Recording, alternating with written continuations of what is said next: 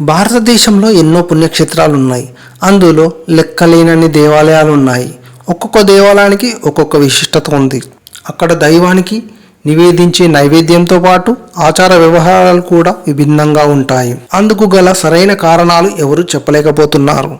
దీంతో వేలాది సంవత్సరాలుగా ఆ విషయాలు రహస్యంగానే ఉండిపోతున్నాయి. అలాంటిదే ఇప్పుడు మనం చూడబోయే ఈ ఘటన. కాళీమాత హిందువులకు ఆరాధ్య దైవం. కానీ చైనా వారు కూడా ఈ అమ్మవారిని అత్యంత భక్తి శ్రద్ధలతో కొలుస్తున్నారు. కోల్కతాలోని తాంగ్రా ప్రాంతంలో ఉన్న కాళీమాతను అక్కడ ఉన్న చైనీయులు తమ కులదైవంగా భావించి నిత్యం పూజిస్తుంటారు.